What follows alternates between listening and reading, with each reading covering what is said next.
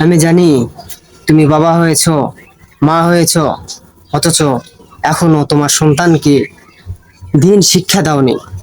কসম, সেই কিয়ামতের দিন আপনার সন্তান, যে সন্তানকে আপনি আদর দিয়ে, স্নেহ দিয়ে, মায়া মমতা ভালোবাসা দিয়ে বড় করছেন, আপনি না খেয়ে তাকে খাওয়াইছেন, আপনার শখ পূরণ না করে তার শখ পূরণ করছেন।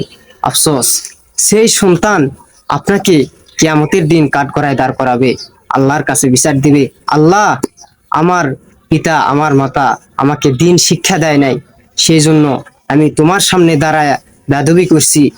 আপনার সন্তানকে যদি আপনি দিন শিক্ষা দিতেন, তাহলে আপনার সন্তান পুরা সপ্তাহে মসজিদে যায় না, জুমার দিন যায়, তারপরও নামাজের ভিতরে হাসাহাসি করে নামাজে দাঁড়ানো, আল্লাহর সামনে আর কোনো একটা নেতার সামনে দাঁড়াইলে কিভাবে এইভাবে ভয়ে দাঁড়ায়, অথচ যেই সারা বিশ্ব সৃষ্টি করেছে, আপনাকে আমাকে সৃষ্টি করেছে, দু জাহানের বাচ্চা, তার সামনে দাঁড়ায় কিভাবে বেয়াদবি করতে পারে?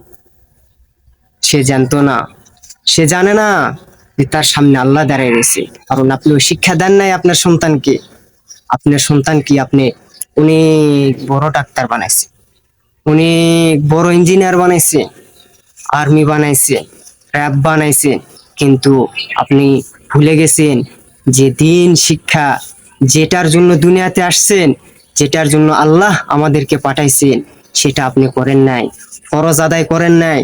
দিনে এলেম তলব করা প্রত্যেকটা নরনারীর উপরে ফরজ, আপনি ফরজ আদায় করেন নাই। এই জন্যই আপনার সন্তান আপনাকে সেই কিয়ামতের মাঠে সমস্ত পৃথিবীরবাসীর সামনে আপনাকে কাঠগড়ায় দাঁড় করাবে, দাঁড় করে আপনার নামে বিচার দায়ের করবে। আল্লাহ, আমার পিতামাতা আমাকে দিন শিক্ষা দেয় নাই, সেই জন্য আমি শিক্ষা করতে পারি নাই। যদি আমার পিতামাতা আমাকে দিনের রাস্তায় দিত, তাহলে আমিও আজকে অন্যদের মতো দিন শিক্ষা করে তোমার কাছে আজকে আমার পিতামাতার জন্য সুপারিশ করতে পারতাম।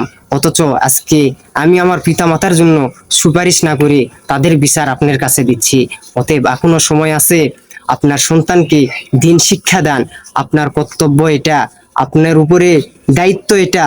আপনি যদি আপনার সন্তানকে দিনের সঠিক রাস্তা যদি না দেখায় দেন, অবশ্যই আপনার সন্তান আপনাকে কিয়ামতের মাঠে দাঁড় করাবে। মসজিদের দিকে যায় না, জুমার দিন যায়, তখনও অন্যের ডিস্টার্ব করে নামাজে কিভাবে পড়তে হয় সেটাও সে জানে না, কারণ আপনি শিক্ষা দেন নাই।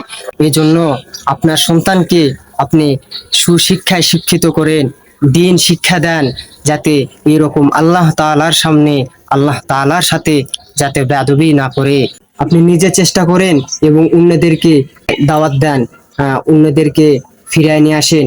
আপনার সন্তান কোথায় কি করতেছে, এই সমস্ত কিছু খেয়াল রাখার দায়িত্ব আপনার।